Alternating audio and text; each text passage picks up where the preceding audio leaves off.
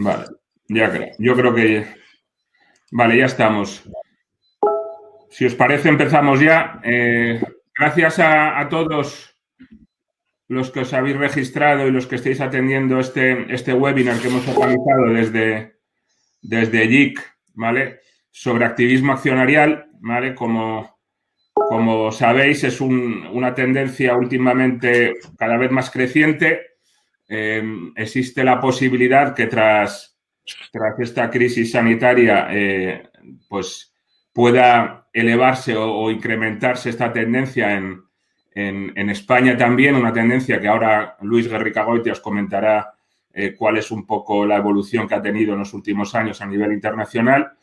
Y vamos a hablar con dos invitados de excepción, con dos consejeros delegados de compañías cotizadas españolas, ¿vale?, sobre esta tendencia y sobre si realmente el activismo accionarial o ya hablaremos de fondos con una actitud más activa puede suponer una amenaza o una oportunidad para las empresas cotizadas. Bueno, como os digo, gracias a todos y en primer lugar voy a presentar a los dos consejeros delegados que nos acompañan, ¿vale? Cada uno en su casa porque con este confinamiento pues no puede ser de otra forma. Tenemos a Ismael Clemente. Ismael, todos le conocéis, cuenta con una experiencia muy larga de unos 25 años como profesional del sector inmobiliario. Ha trabajado en distintas firmas y ha participado en numerosas transacciones en toda la tipología de activos inmobiliarios. Desde la salida a bolsa de Merlin, ha liderado dos de las mayores operaciones del sector en España, tales como la de Testa, la adquisición de Testa y el acuerdo de integración de Metrobacesa. Dos de las operaciones que han llevado a Merlin a convertirse en una inmobiliaria líder en España. Recientemente también ha sacado la compañía a bolsa en el mercado de Lisboa. Ismael, como todos sabéis, es un ejecutivo directo, cercano, muy empático, con un olfato muy desarrollado para leer el mercado y con grandes dotes para ganarse la confianza de los inversores. Un placer, Ismael, tenerte con nosotros. Por otro lado está José Miguel García. José Miguel tiene una larguísima trayectoria también como ejecutivo en el sector de las telecomunicaciones, tanto en España como en otros mercados internacionales, y está considerado una de las grandes figuras del sector de telecos. Ha participado de manera exitosa en varias operaciones también de M&A, como el proceso de adquisición de Skirl y Briefcam por parte de Amazon y Canon, o la exitosa venta en 2015 de Yastel a Orange, dirigiendo incluso la integración de ambas compañías. Como dato, Yastel valía 200 millones cuando llegó José Miguel en 2006 y se vendió por unos 3.400 millones. Y por último, en verano del año pasado fue nombrado CEO de Euskaltel con el ambicioso objetivo de intentar convertir a la firma vasca en la quinta operadora y con la idea además de expandirla por toda España, idea que ayer mismo veríais que vio la luz lanzando en toda España su nueva batería de ofertas a través de la marca Virgin Telco. José Miguel tiene fama de súper trabajador, de saber hacer equipos de trabajo. Hay quien le califica de duro, otros de directo, pero sobre todo tiene siempre los números en la cabeza y algo que los inversores valoran mucho. Muchas gracias, José Miguel, también. Y, en primer lugar, lo que vamos a hacer, Luis Guerricagoitia, colega de Llorente y Cuenca, de JIC, de Comunicación Financiera, os va a hacer una breve presentación para poner en contexto el tema del activismo y a partir de ahí lanzaremos algunas preguntas a nuestros invitados y durante todo el proceso de este webinar, si queréis hacer alguna pregunta, hacerla a través del chat que hay. Nosotros al final seleccionaremos algunas por aquello del tiempo y las plantearemos a los invitados. Sin más, Luis, te dejo para que hagas esa presentación. Gracias. Vale, muchas gracias, Jorge.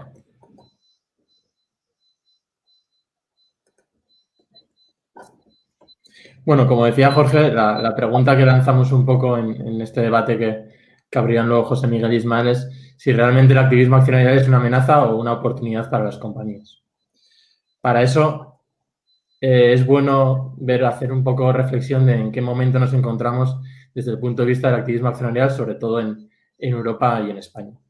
Entonces, utilizando los datos de la plataforma internacional Activist Insight, que es una plataforma que utilizan muchos bancos de inversión como fuente para sus informes de tendencias y de previsiones para los próximos años, vemos que es una tendencia que desde 2014 creció a buen ritmo y que de los años 2016 a 2019 se ha consolidado ya no como una tendencia, sino como una realidad, tendiendo siempre entre los 100 y 110 operaciones de activismo accionarial al año. Una tendencia que además que parece que en 2020 continuará, aunque es cierto que como vemos en la última barra, las cifras del primer trimestre son ligeramente más bajas que las de los años anteriores por motivos obvios como consecuencia del COVID. Pero parece, según diferentes expertos como Boston Consulting Group en el último informe de tendencias de mercado, que decían que el impacto que está teniendo el COVID en el mercado puede acelerar en unos meses este tipo de campañas. ¿Y cuál es principalmente la razón del incremento de esta tendencia? Pues básicamente, según diferentes informes y volviendo otra vez a los datos Activist Insights, se debe a que en los últimos años, como consecuencia del incremento de liquidez que ha habido, la gestión pasiva ha sufrido un boom. Esto ha hecho que muchos activistas institucionales hayan alineado sus intereses y hayan sido un poco menos activos de lo que probablemente hayan sido históricamente. Esto hace que para lanzar una campaña activista con cierto impacto sean necesarios volúmenes de capital y volúmenes de inversión bastante bajos. Por ejemplo, en el porcentaje medio de capital de los activistas en Europa no llegaba al 6%, una cifra que en España era todavía más baja, quedándose en el 4,5%. Y estos activistas que ahora mismo pueden empujar y meter presión con porcentajes y con volúmenes de inversión cada vez más bajos, tienen unos objetivos que también han sido cambiantes y, de hecho, cada vez son más diversos. Tradicionalmente, las peticiones estaban prácticamente enfocadas en la presencia en el Consejo de Administración, en obtener nuevos asientos. Un porcentaje que, aunque todavía es muy relevante, empieza a dar lugar a otro tipo de peticiones que normalmente, de forma creciente, tienen más que ver en la necesidad de provocar cambios en la pura gestión de la compañía. Esto hace que empiecen a entrar como consecuencia de querer influir en operaciones de M&A y, lo que es más relevante todavía, porque quieran meter directamente cambios que tengan impacto en el balance de la compañía o cambios que tengan directamente cambios en la estrategia del negocio. Algo que hasta hace 5 o 6 años era más extraordinario. Y dicho sea de paso, según conversaciones que hemos tenido con diferentes fondos o diferentes compañías cotizadas, pues lo que es esta presencia en el Consejo de Administración, que todavía es muy relevante, muchas veces es la puerta para provocar posteriormente determinados cambios o llevar a cabo nuevas exigencias. Y estas exigencias, ¿cuál es la estrategia que siguen para implementarlas? Pues, como podemos ver en el gráfico, hay diferentes fases, que va desde las conversaciones privadas y la búsqueda de acuerdos hasta ofertas totalmente hostiles. La primera parte son las discusiones privadas con el Consejo de Administración y el equipo directivo, conversaciones reservadas que no se filtran a prensa habitualmente y que normalmente la compañía suele estar más abierta a aceptarlas y que suelen desembocar la mayoría de las cosas en un acuerdo para evitar hostilidades posteriores. Si no se llega a un acuerdo en esta fase, normalmente se opta por una campaña de PR más agresiva, que suele comenzar con la declaración de que este fondo cuenta con una participación significativa y incrementar la presión a través de una campaña pública normalmente muy mediática, utilizando medios de comunicación, redes sociales, campañas publicitarias y diferentes canales y herramientas que cada vez son más habituales. Estas dos primeras fases suelen ser las más habituales. Luego ya entramos en la mayor hostilidad que suelen ser más inhabituales. La primera es la lucha por la mayoría de los votos, en las que se suele buscar la suma de otros accionistas o el apoyo de otros accionistas y en los que suelen optar por los proxies o lícitos. En los que normalmente es común que terminen obteniendo o buscando la presencia en el Consejo de Administración de la compañía. Y la parte final, que es la demanda o el inicio de un proceso legal para provocar determinados cambios o incluso llegar a convocar una junta extraordinaria. Y la final, que esta ya es muy habitual, ya que implica un mayor coste y un mayor desembolso, que es plantear directamente una oferta hostil a través, por ejemplo, de una OPA. Y esto nos lleva a la conclusión de que estos fondos dan cada vez mayor importancia a la comunicación. Aquí vemos un ejemplo de Elliott, por ejemplo, o otro tipo de fondos como Cebian, que son muy activos en este tipo de campañas y en lo que identificamos las diferentes acciones o canales o herramientas que activan en sus campañas. Por ejemplo, Elliott opta ya directamente por campañas en redes sociales, por desplegar activos digitales en los cuales propagar sus mensajes a través de la red o directamente por campañas publicitarias. Son elementos que no todos usan, pero que es cierto que cada vez más van incorporando sus diferentes estrategias. Y ante este contexto muy de fondo activista, sí es bueno, antes de que Ismael y José Miguel comiencen ahora a contarnos un poco su experiencia, es a qué situación nos enfrentamos a día de hoy, qué es un activista.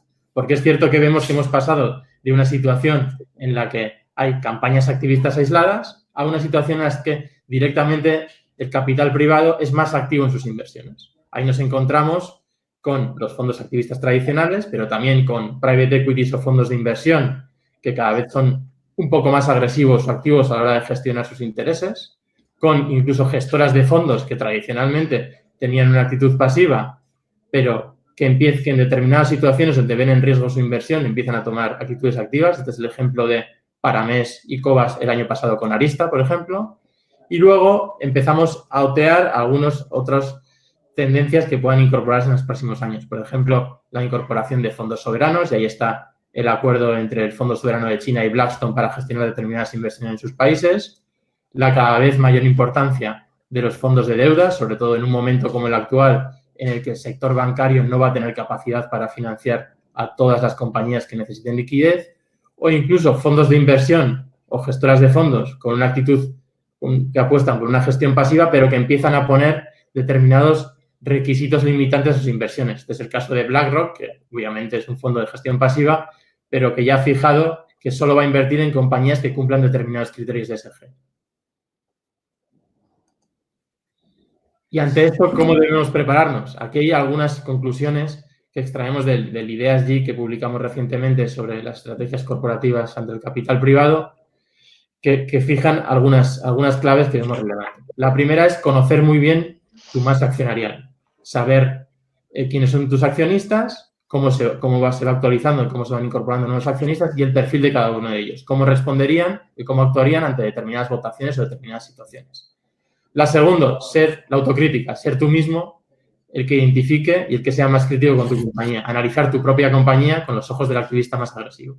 Esto te va a permitir poder solucionar debilidades de forma previa o incluso, si en algún momento tienes que entrar en una negociación con un determinado fondo, saber dónde puedes ceder y dónde no. La tercera sería tener muy cohesionado tanto a tu equipo interno como a tu equipo de asesores externos y asegurarte que todos ellos están alineados y muy coordinados.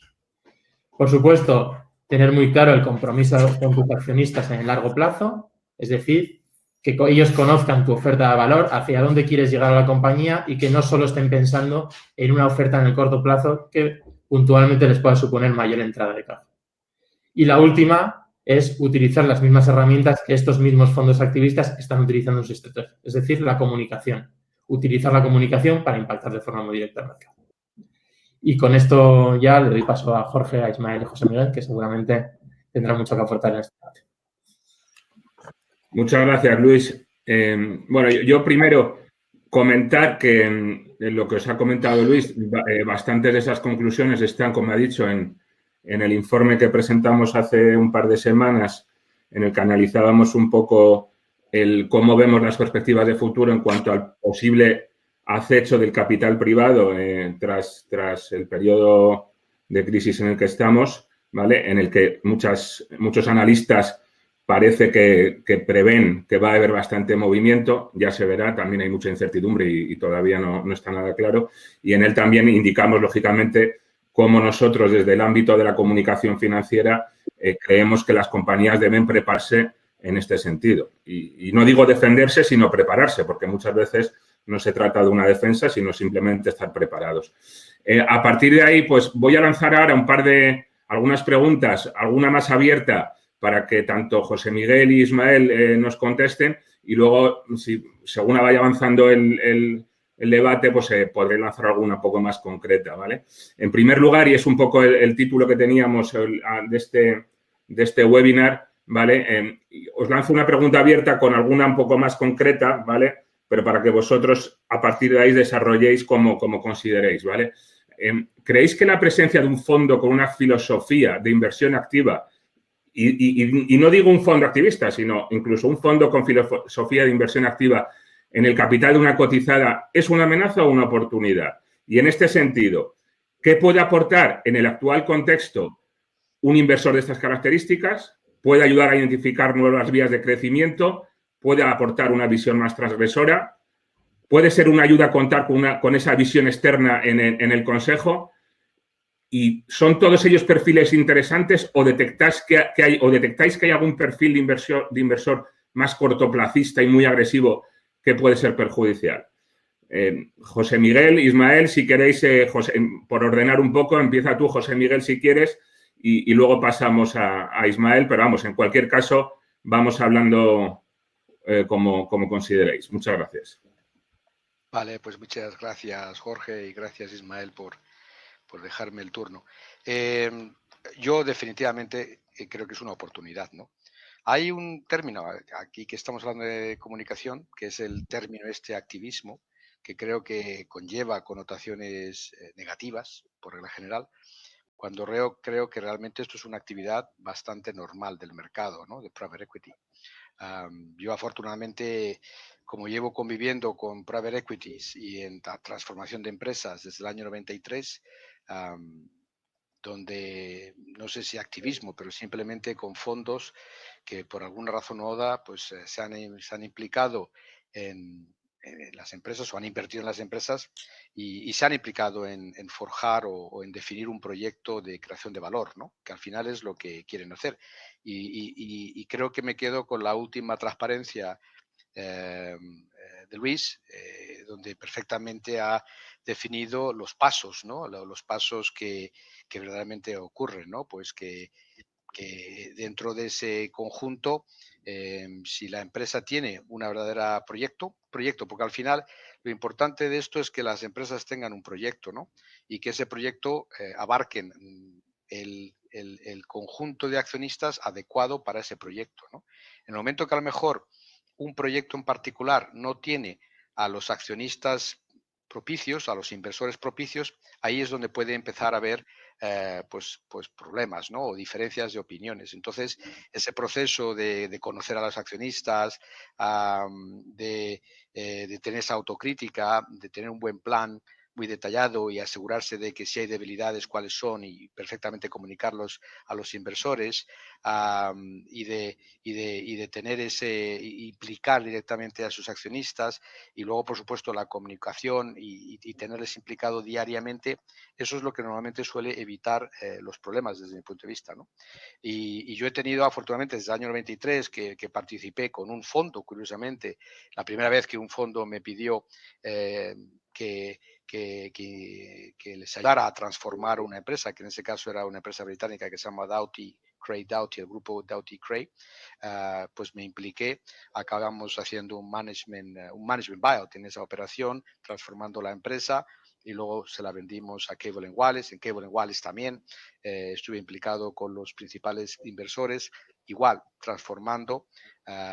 Luego me impliqué con Jastel. Siempre ha habido esa dinámica. Es una dinámica de que los inversores tienen inversión y lo que quieren, por eso desde el término activismo, es tener un proyecto, tener un equipo ejecutor que ejecute ese proyecto y ese es el dinamismo, yo diría, que quieren todos. Evidentemente, si el proyecto no está claro y si el proyecto no tiene esa claridad y empieza a haber conflictos de que si primero el proyecto es el adecuado y si el management team es el adecuado para el proyecto, yo creo que es ahí donde puede haber las diferencias de opiniones entre diferentes inversores, ¿no? Y es lo que a veces se llama activismo. Y digo esto porque, pues afortunadamente yo he gozado de muchísimos private equities, companies como Alken, empresas como Governance for Owners, que en muchos casos se les ha considerado activistas, pero en mi caso han sido tremendos apoyos, han sido fantásticos.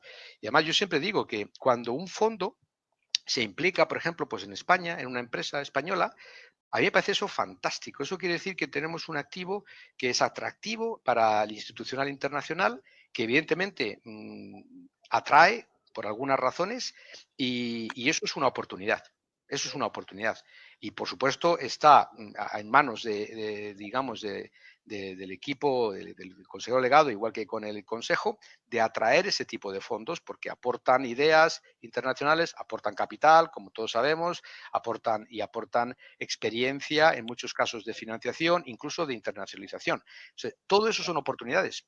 Y yo desde que llevo prácticamente trabajando con private equities en más de 16 países y incluso en España, pues a mí siempre han sido grandes aliados. Es verdad que tienes que hacer esa ruleta o esos pasos que ha mencionado Luis constantemente, diariamente.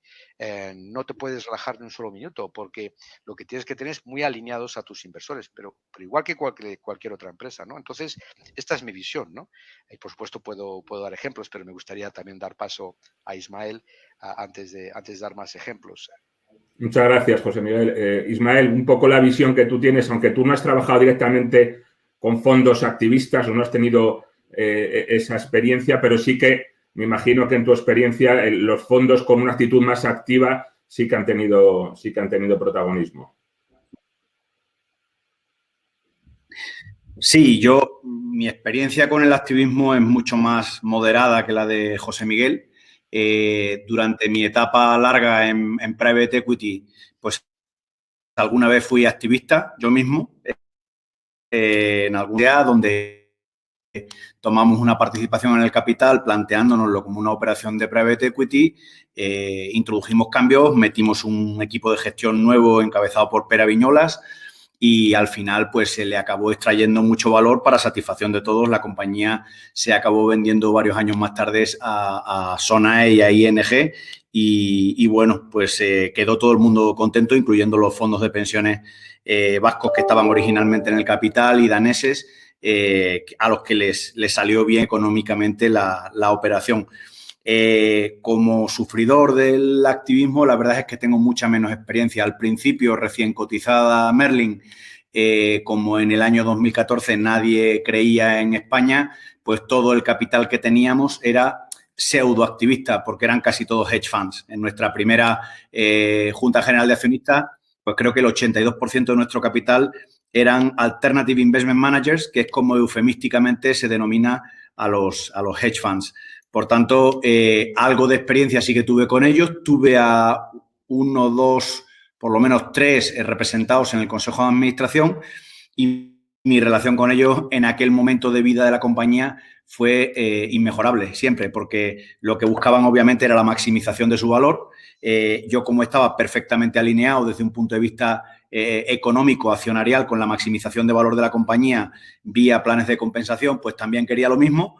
Y durante ese breve espacio en el que estuvieron presentes en el Consejo, hasta tanto fueron rotando sus posiciones y dejando paso a inversores más de tipo institucional o pasivo, pues la relación con ellos fue muy buena. Por tanto, yo la pregunta es si creo que la presencia de un capital, en el capital de un fondo con una filosofía de inversión activa es amenaza u oportunidad. Tiendo a pensar, como José Miguel, que es fundamentalmente oportunidad, pero que dependiendo, en un número limitado de casos, también puede ser amenaza. Es oportunidad si está alineado con los otros accionistas de la compañía, con el management y si aporta y sugiere mejoras que mejoren la estrategia y el valor a largo plazo de la compañía.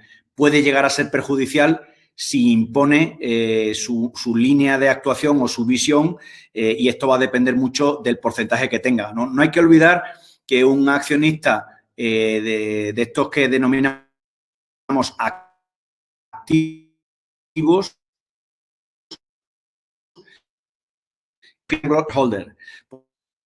Por tanto, en este mundo al que nos estamos transformando en los países más sociales del mundo, en el que una empresa tiene que estar preocupada no solo por el shareholder, sino por los stakeholders, que son los acreedores, la sociedad, los empleados, el gobierno, pues puede haber elementos de fricción entre un accionista de tipo activo, que todo eso le preocupa cero, y los objetivos a largo plazo de la empresa. Creo, sin embargo, que tiene elementos muy positivos.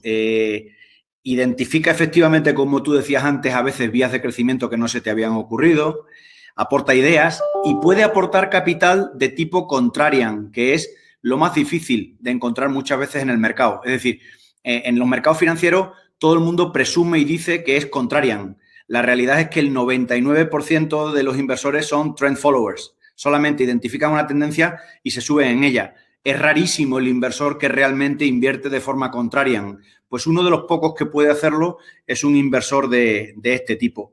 Así que eso es lo que yo veo. En cuanto a lo que decía Luis de la mejor forma de trabajar con ellos es conocer a tus accionistas, sería bonito si fuera verdad. Es decir, hoy en día gastarse dinero en un X25 de la CNMV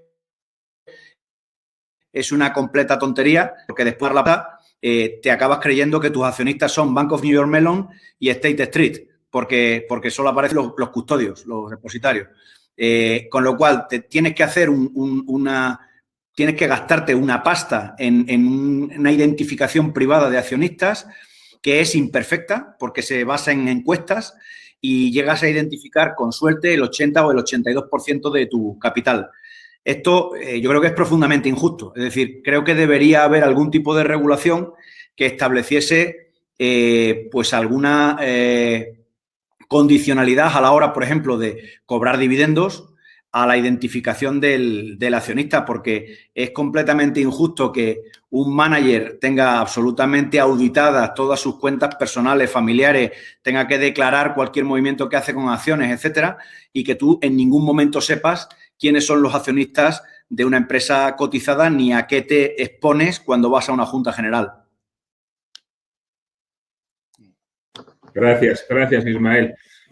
¿Alguna pregunta un poco más concreta para seguir abordando este tema? José Miguel, ¿crees que este tipo de accionistas, de fondos, son un buen equilibrio a la presencia de accionistas de un carácter más industrial? ¿Y tú crees que en el fondo tienen paciencia para desarrollar estos proyectos a largo plazo que esos accionistas industriales plantean? Absolutamente. Yo en mi experiencia, Craig Doughty, 93, año 2000, 7 años. Cable Wallace, estuvimos también 7 años transformando el grupo también con Private Equities. Yastel, 9 años, con algunos de los fondos más activistas, según se denominan, ¿no? Activistas del mundo internacional. O sea que eso, vuelvo a decirte, o sea, lo decía Ismael, ¿no? Cuando yo creo que se tienen gente que tú tienes un proyecto y perfectamente son compatibles con otros inversores. O sea, Leopoldo Fernández Pujals, en Telepizza, pues un inversor casi privado, por decirlo de alguna forma, un family office, convivió con algunos de los fondos más activistas digamos, del mercado, ¿no? ¿Y por qué? Porque había un proyecto, había un equipo, estaba muy clarito, incluso llegamos a IBEX 35, Yastel, como sabéis, entonces, y acompañaron la empresa en su totalidad. De hecho, fíjate, a mí me gusta porque son gente que cuando compran, o sea, cuando están en el proyecto, como decía Ismael, son muy, o sea, creen en la historia, invierten con esa actitud contrarian y no lo cuestionan, no entran y salen como otros inversores que están todo el día entrando y saliendo, y sabemos algunos de ellos que les gusta mucho la historia, pero cuando la tendencia es diferente, pues se van, luego vuelven a entrar. Esta gente se quedan y se quedan apoyando y te acompañan en los roadshows y están contigo y te dan información, te ayudan incluso con otros fondos en acercamiento, en identificación. A ver, yo solamente tengo experiencias positivas desde el año 93, incluso a la fecha de hoy, incluso en Euskaltel. Creo que tenemos esa combinación que tú estás diciendo, pues tenemos a Cuchabank, tenemos a Alba, tenemos a Cegona, que como sabéis Cegona es un fondo de fondos, vamos, esa mezcla es muy sana porque estamos haciendo una transformación de una empresa que lleva 20 años, ¿sabes? Con un modelo también muy arraigado digamos, a otros actores, y estamos haciendo esa transición para asegurar de que estamos todos alineados, y ese dinamismo puede ser muy positivo. Vuelvo a decir lo que decía un poco las transparencias de Luis, o sea, hay que tener mucha comunicación, hay que explicar muy bien, contra más transparencia, contra el proyecto sea más transparente y más simple, o sea, con que el proyecto sea lo más simple posible, pues ahí puede haber menos interpretación, ¿no?, de lo que queremos. Entonces, los objetivos muy claritos, muy simples, números siempre, para que nadie tenga historias. O sea, esto está hablando de números, exactamente lo que hay que cumplir casi diariamente, semanalmente, trimestralmente, y todo el mundo está alineado. Cuando hay desvíos se explican, cuando no hay desvíos se explica, cuando hay necesidades se explican. Y ya te digo, o sea, en mi experiencia, todas las experiencias con fondos digamos, muy implicados y muy comprometidos, ha sido a largo plazo. Todos han quedado desde el primer día al último, no han estado entrando y saliendo, como otros inversores que ya no menciono, pero que los conocemos todos, y eso ha proporcionado mucha estabilidad, muchas ideas, mucho entendimiento, mucho apoyo al CEO, porque claro, en estas empresas multinacionales y con todo el entorno, imaginaros en telecomunicaciones, el dinamismo que hay, pues es fundamental tener el Consejo Delegado, tener una buena fuente de información que puede venir de tus consejeros, pero si es un fondo que también tiene otras inversiones en otras latitudes, pues eso enriquece. Así que absolutamente, son gente que se quedan, en mi experiencia, si hay un proyecto y hay un management team, son gente que apoyan y son flexibles. Por regla general, como tienen experiencia en múltiples diferentes países, ellos saben que hay particularidades específicas por geografía. Saben que España es España, que incluso dentro de España pues hay diferentes también tendencias y diferentes actores, y se adaptan, pero tienes que ayudarles a adaptar. Esto es como un traductor, o sea, entre el inglés y el español, pues evidentemente hay que traducir, y ya no solamente hay que hacer una traducción literaria, hay que explicar el trasfondo y los sentimientos y lo que hay detrás, ¿no? O sea que totalmente. Muchas gracias, José Miguel. Muy interesante. Ismael, una pregunta un poco más para ti. Tú que has tenido o tienes experiencia de trabajar con fondos más caracterizados por la gestión pasiva como BlackRock, ¿qué diferencia puede haber entre trabajar con un fondo como BlackRock y un fondo de este tipo un poco más, con unas características, digamos, más de gestión más activa o activista en este caso? Bueno, yo creo que la principal diferencia es que estos fondos activos o activistas suelen ser gente, primero, con plantillas muy limitadas, y en segundo lugar, con un grado de alineamiento absoluto con los objetivos de creación de valor de la compañía.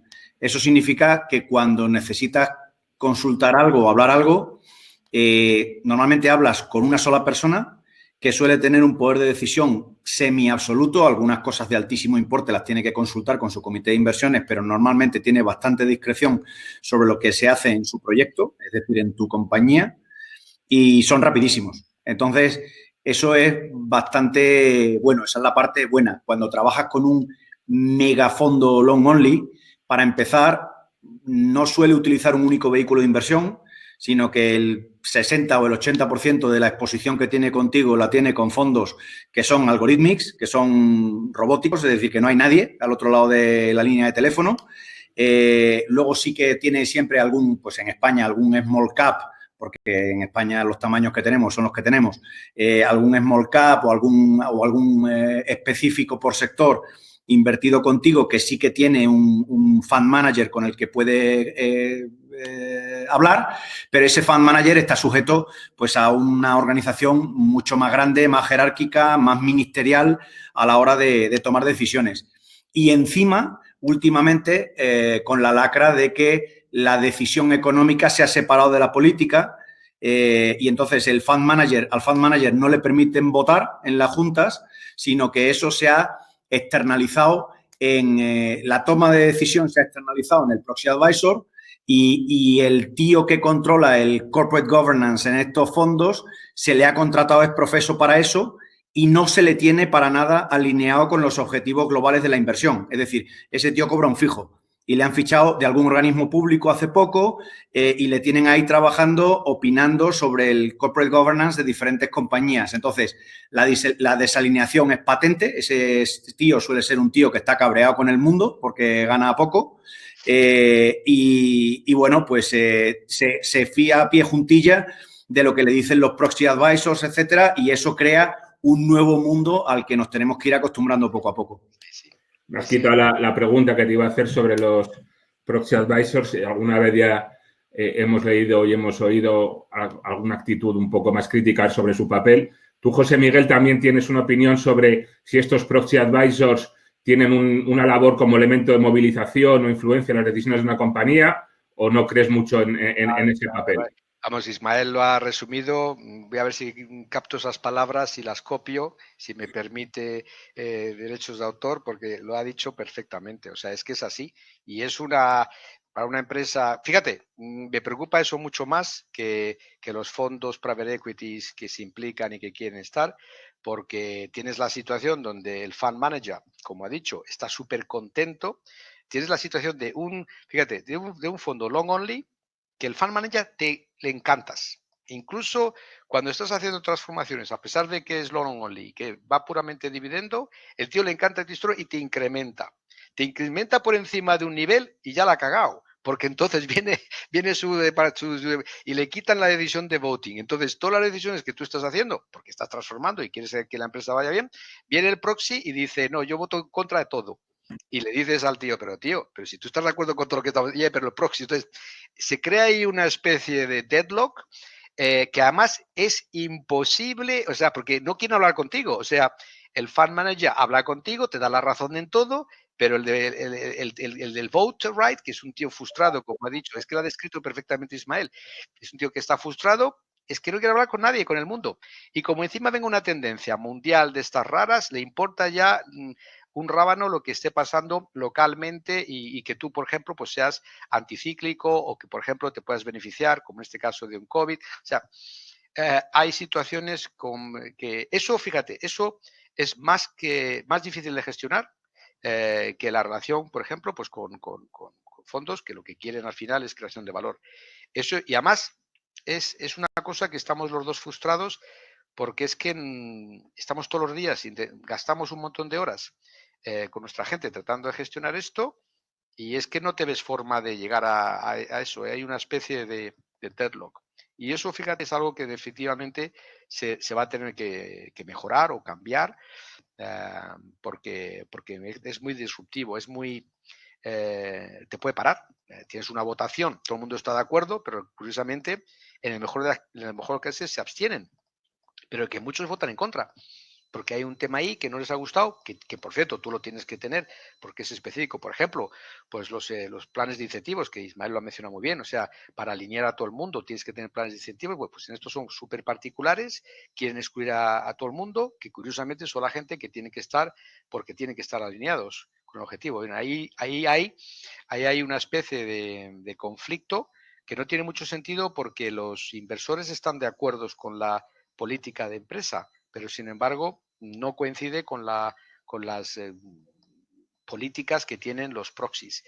Y a mí me parece que si alguien va a representar el voto de un inversor, que a lo mejor tiene el 7, el 8%, que esté alineado a lo que dice el fund manager. No sé si me explico. O sea, ahí hay una especie de desconectado que yo, francamente, frustra mucho y la frustración la ha expresado perfectamente Ismael.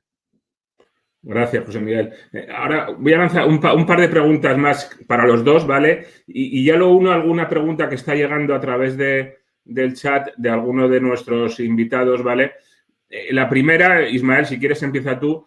¿Creéis que en los próximos meses, quizás cuando el mercado se estabilice algo y como van diciendo muchos de los agentes, el fenómeno del activismo puede verse impulsado por casos de oportunismo, por temas de supervivencia, deuda barata o los elevados niveles de liquidez en manos del capital privado? Y unido a esto, ¿creéis que hay hueco, y esto lo pregunta uno de nuestros invitados, para que en el capital español activistas, para que tengan hueco en la bolsa española este tipo de fondos activistas? Ismael. Yo creo que sí. Obviamente, cuando hay un periodo, si es corto, pues hay que actuar con más rapidez, pero si se prolonga en el tiempo, pues será todavía más fácil. Si hay un periodo de afectación negativa de las cotizaciones y todo el mundo está cotizando a unos múltiplos relativamente bajos y atractivos, pues es caldo de cultivo para cualquier inversor activo. Nosotros mismos lo estamos viendo, ¿no? Cuando empezó todo el desastre esto, lo primero que ocurrió fue que todo el trading algorítmico, todos los robots, que en nuestro caso suponían como el 30% del trading diario, pues esto salió todo en desbandada. Pero al salir todos en desbandada, a su vez hacen saltar los stops de los long onlys, con lo cual los siguientes que se van son los long onlys porque le han saltado los stops que tenían fijados para su trading. Entonces se te produce un hueco de valor en el que hay más papel que dinero. ¿Y quién entra a reemplazarlo? Pues en nuestro caso, y de forma insuficiente por la poca acumulación primitiva de capital en España, por el poco ahorro que hay en España, pues ha entrado sobre todo inversor nacional, que tiene una idea de valor muchísimo más cercana de tus activos. Entonces, te entra inversor nacional, pero no es suficiente. Como no es suficiente, pues ya las sonobollas del mercado empiezan a detectar a otro tipo de inversor. No sabemos si hay relación causa-efecto, pero últimamente pues hay mucho chino dando vueltas por ahí. Por supuesto, el sempiterno Middle East. Los que se han ido casi por completo son los americanos. Ya veremos si vuelven o no, pero es difícil porque hay obviamente un clima ahora entre las agencias de rating y tal cada vez más contrario a España. Parece que se apuesta claramente porque nos vamos a equivocar en las políticas de recuperación de la crisis y, por tanto, nos hemos vuelto otra vez un poquito uninvestable. Y bueno, pues esto es un marco perfecto para que haya operaciones de estas bonitas y que generan mucha literatura mediática de ataque a compañías nacionales. Gracias, Ismael. José Miguel, ¿tú cómo lo ves? No, muy parecido. A lo mejor yo en ese sentido que estoy más en un sector más dinámico, las telecomunicaciones es un sector que tiene como su propio biorritmo, ¿no? Y hay mucho dinámica, pues puede estar un poco a veces anti o digamos contracorriente, ¿no? Ahora vemos que las telecomunicaciones, bueno, España es un país para mí muy sólido en cuanto a telecomunicaciones, es el país más profesionalizado en telecomunicaciones de toda Europa, pero mucho más que Francia, que Alemania, por supuesto mucho más que Inglaterra. Eso le permite tener, sí, un mercado muy competitivo por esa profesionalización, pero también un mercado muy interesante desde el punto de vista inversor, ¿no? Y curiosamente es un país que cuando viene en crisis, como estamos viendo, ha venido el COVID y lo primero que hemos hecho es utilizar las telecomunicaciones. Pero si vemos, por ejemplo, durante la crisis 2007 entre el 2007, etcétera, pues Yastel crecía un 30%. O sea, siempre hay oportunidades para las empresas de telecomunicaciones por la nueva tecnología. Entonces, bueno, nosotros a lo mejor somos en eso un poquito anticíclico y y saber un poco esas oportunidades, sobre todo los challenges, ¿no? Porque evidentemente yo siempre estoy implicado en challenges. Una Telefónica, un Orange, etcétera, se comportan a lo mejor más dentro del régimen o de lo que ha descrito Ismael, pero nosotros siendo más challengers, más growth, mirando oportunidades, etcétera, pues a lo mejor estamos un poco más aislados, ¿no? De las tendencias globales, ¿no? Y eso es también una oportunidad, buscar esas tendencias, cómo te pueden venir bien y buscar los inversores para ese hueco, porque a nosotros también les pasa lo que ha dicho Ismael, ¿no? Que de repente todos los robots y todos los long onlys, todas esas cosas empiezan a ocurrir, pero yo siempre lo veo como oportunidad, porque cuando eso ocurre es oportunidad para algunos de los que tenemos en reserva que quieren entrar, a lo mejor ahí se puede hacer algún block trade o se puede hacer alguna cosa y te permite sustituir a algunos de estos digamos, pasivos inversores por inversores más activos que aportan valor y que aportan otro dinamismo. O sea, yo por regla general siempre busco inversores que sean más activos porque nuestra estrategia es más de challenger, ¿no? Y nos viene bien para tener esa agilidad y que se cree momentum, ¿no? Que se cree inercia y momentum en la acción. A lo mejor un poco para darte otra visión un poco diferente, porque somos una empresa diferente, somos una empresa más challenger, más growth related en un sector que es un poquito anticíclico a veces, ¿no? Vale, y hablabas de tendencias, una tendencia clara es todo lo que tiene que ver con el ESG, ¿vale? ¿Creéis y qué tenéis previsto, nos preguntan también, hacer desde vuestras compañías y cómo creéis que tenéis que afrontar este tipo de acciones ESG en vuestra actividad diaria?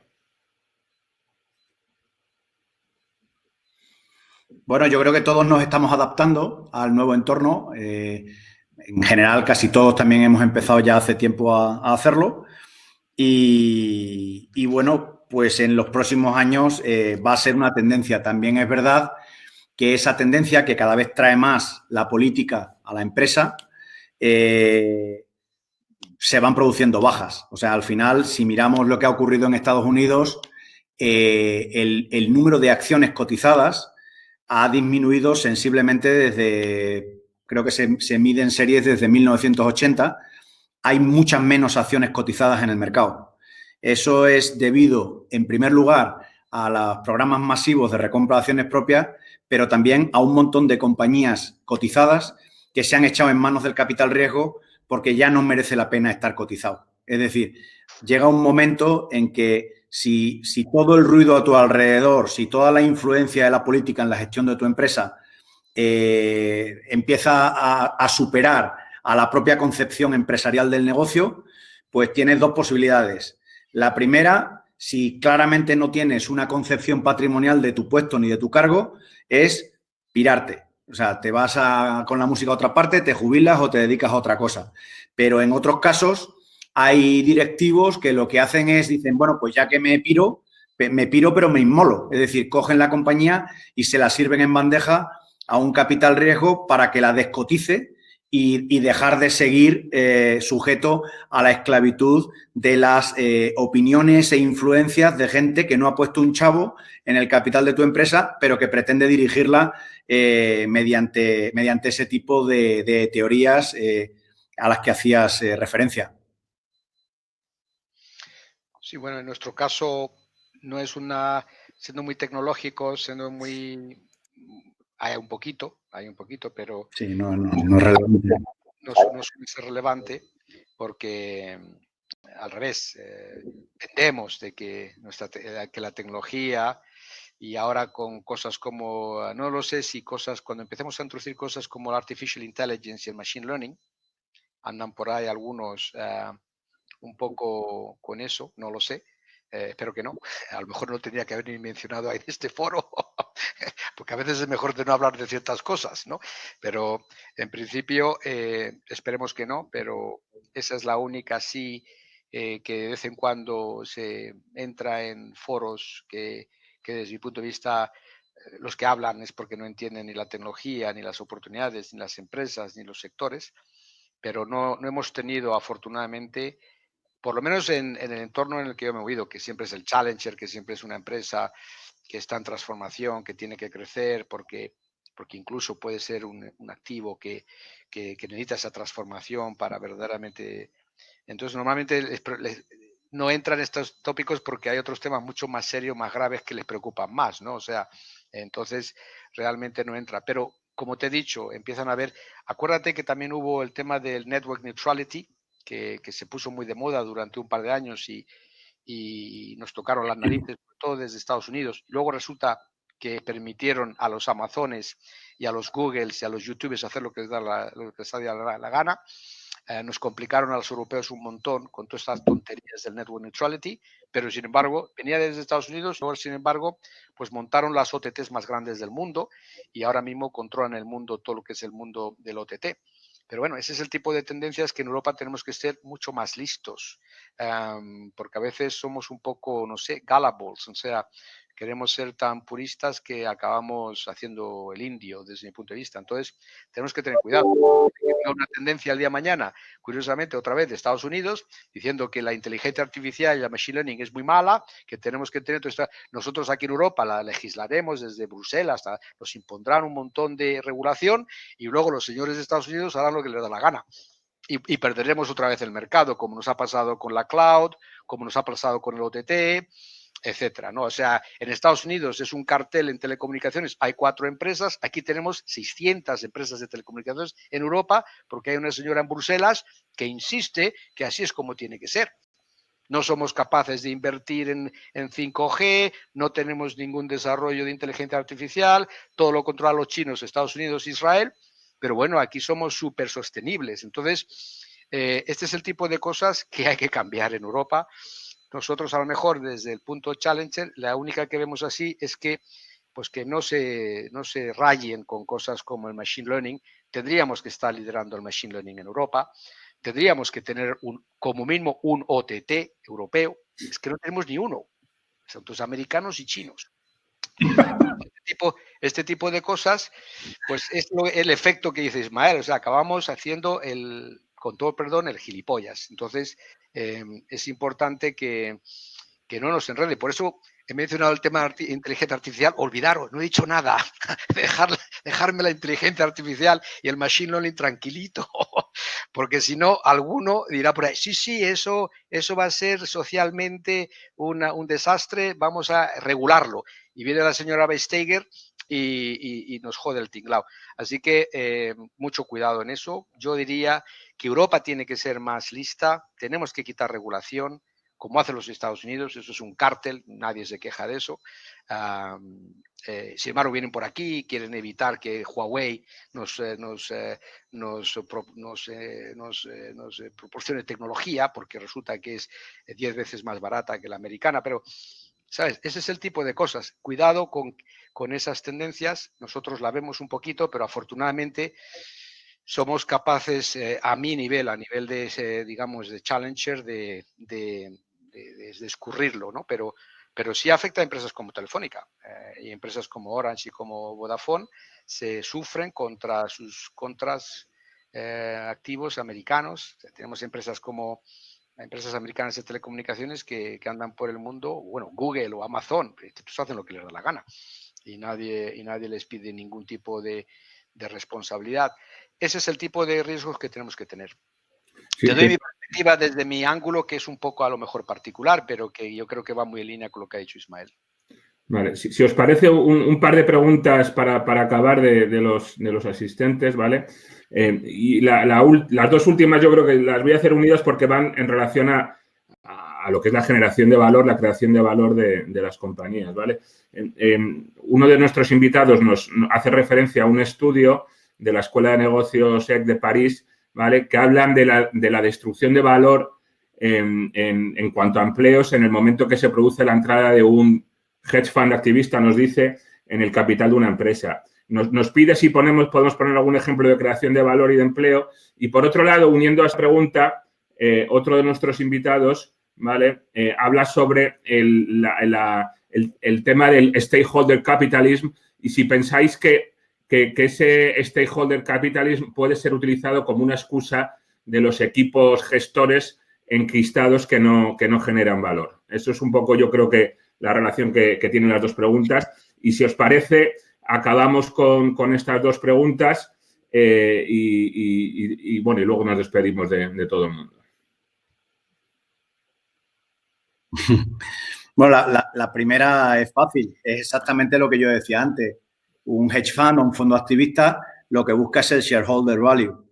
Y en el shareholder value no está ni el mantenimiento del empleo ni nada que se le parezca. Es verdad que la propia economía se transforma. Es decir, que el hecho de que un hedge fund coja una compañía y para maximizar su valor eventualmente, como ejemplo extremo, la disuelva, un poco como en la famosa película aquella de Wall Street que todo el mundo ha visto 40 veces, pues no se destruye eso. Es decir, alguien compra los trozos de esa empresa y comienzan nuevos negocios que a la larga igual generan más empleo que el que generaba la empresa original. Pero que eso está claro. Es decir, que el fondo activista no está preocupado para nada por el stakeholder value. Está preocupado por el shareholder value, ¿vale? Entonces, hasta ahí puedo leer, es decir, eso es lo que tenemos.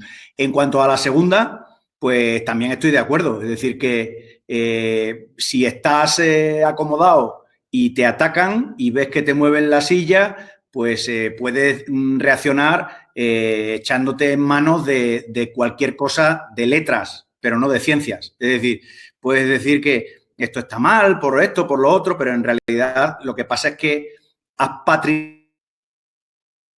patrimonializado tu cargo. No quieres que de confort. Si tienes tu cargo patrimonializado, si tú consideras que eres perfectamente prescindible y el tío que te está hostigando no te gusta qué intenciones trae, pues coges y te piras y haces puñetas. Es decir, que ponga él a quien quiera y que gestione él la compañía como quiera, ¿no? Yo sí que creo en que las empresas tienen una inserción social y, por tanto, sí que creo que una empresa tiene que mirar por el stakeholder value, tiene que mirar por sus empleados, mantener unas condiciones de vida las más dignas que pueda permitirse, tiene que crear empleo, por supuesto, a veces cuando es empleo muy cualificado es poco numéricamente, cuando es empleo menos cualificado puede llegar a ser mucho, que es otro modelo normalmente de empresa.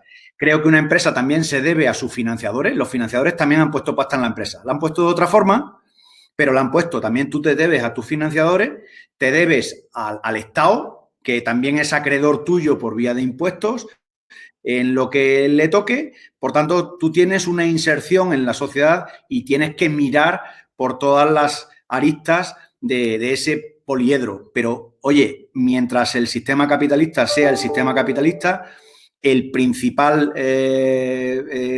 principal aguja que mueve tu vida es obviamente el accionista. Y si el accionista quiere descabalgarte, pues no serás tú el que te puedas oponer. Pues te tendrás que ir o tendrás que transformar la empresa conforme te están indicando ellos. Si tienen el porcentaje suficiente para indicártelo y si no hay ningún tipo de contrapeso en los consejos de administración, vía independientes o lo que sea. Sí, en mi experiencia, todas las transformaciones, todas, os voy a dar ejemplos más claros, pero todas crean puestos de trabajo, todas, en mi experiencia, porque todas las transformaciones se hacen para mejorar o para crear. Y a lo mejor no es puestos directos, pero sí son indirectos. Cuando una empresa está creciendo al 30% en el mercado, o sea, un Yastel, ¿no? En 2006 tenía 800 empleados, en 2015, cuando la compra Orange, tenía 500. Y bueno, ha habido destrucción de empleados. No, pero es que creamos 4.000 puestos de trabajo indirectos. Y la empresa creció, pues como tú has dicho, de 200 y pico millones. Entonces, yo creo que es un poco eso. Lo que hay que hacer es la creación de valor, ¿no? Entonces, ese es el típico ejercicio de transformación, donde lo que buscamos es la creación de valor al accionista, pero a través del crecimiento, y el crecimiento indiscutiblemente te va a crear valor. Y el caso es Yastel, por ejemplo, pero todos los ejemplos que yo he tenido de implicación en transformación. Luego, yo me implico mucho en startups. Has mencionado algunas, pero llevo desde los años 90 invirtiendo sobre todo en Boston y en Israel, y también con fondos, pues son fondos, son los mismos. Y además, cuando los fondos nos metemos en una startup, ahí lo que queremos es empleo, porque buscamos talento. Hay una últimamente que fui hace unos años que fui parte de la fundación, que se llama DataRobot, y DataRobot pues ha incrementado de 5 chavales que sacamos de Harvard, pues hoy estamos hablando de una empresa que ya tiene cerca de 1.000 empleados, ¿no? Y además los fondos queremos, en ese caso, que es porque necesitas el talento, necesitas retenerlo y necesitas crecer. Y como es core, pues evidentemente. O sea que en ambos casos, si te das cuenta, es la optimización de la creación de valor al accionista. En el caso de DataRobot, pues ha pasado de valer 5 millones a hoy vale más de 1.000 millones, ¿no? En el caso de Yastel pasó de valer 200 millones a 3.500 millones. Y a través del crecimiento siempre se crea puestos de trabajo. Pueden ser directos o indirectos. Y yo creo que así es como hay que medirlo, ¿no? Porque si una empresa, si el core es más eficiente, más eficaz y es capaz de ser como si fuera estás compitiendo, por ejemplo, en el sector de las telecomunicaciones contra una Telefónica, contra una Orange y contra un Vodafone, lo que tú quieres es ser muy ágil en el core. Y tener mucha agilidad y al mismo tiempo tamaño para poder competir, pero no lo vas a tener dentro del seno, porque si tú con esas grandes empresas a base de tamaño no vas a poder competir, tienes que competir en agilidad. Entonces buscas en esa transformación los elementos necesarios que necesitas para dar esa creación de valor al accionista. Lo que pasa es que a veces no se explica bien o no se comprende bien o no lo transmitimos bien. Yo creo que también hay un trabajo de los sindicatos que tienen que... Yo trabajo mucho con, digamos, porque los sindicatos creo que es otros de los protagonistas, los actores, que no está al día de todas las dinámicas de mercado y que se debe de poner al día con estas tendencias y entenderlas, porque hay muchos modelos que se están desarrollando, que crean más trabajos que impulsan. O sea, una empresa de telecomunicaciones, imagínate, no voy a decir nombres, pero que quiera ser especialista en, yo qué sé, en Artificial Intelligence, cuando tienes 200.000 empresas a nivel mundial en Artificial Intelligence, es una insensitez. Tratar de hacerlo todo in-house porque existe una política sindical, lo que te va a crear es una ineficiencia terrible. Por eso yo creo, y además esa iniciativa va a reducir el número de personas que pueden estar y encima eso va a redundar en que no va a ser efectivo. Yo creo que tenemos que en Europa entender, cambiar los modelos, transformar los modelos para que seamos más competitivos y eso, si lo hacemos, va a redundar en más puestos de trabajo y más creación de trabajo. El ejemplo lo tienes en China y en Estados Unidos. ¿Sabes? Son más abiertos en ese sentido y tienen una tasa de empleo mucho más alta que la nuestra. Y eso tiene que ver con esos sistemas rígidos que no permiten ese dinamismo digamos, empresarial. Eso es otra de las cosas que nos tenemos que hacer ver. Oye, pues yo creo que hemos cumplido a rajatabla con la hora que teníamos prevista.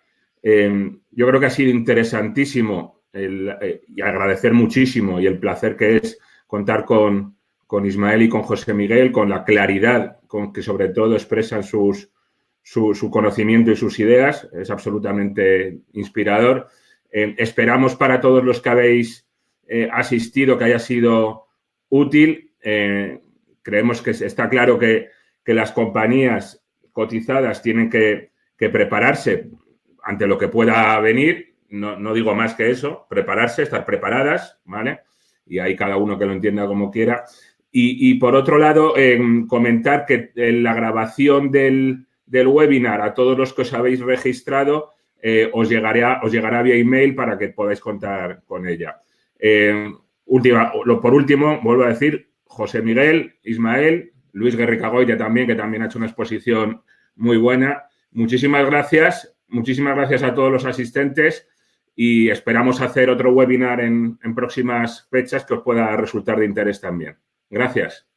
A vosotros, gracias a todos. Gracias. Gracias, adiós.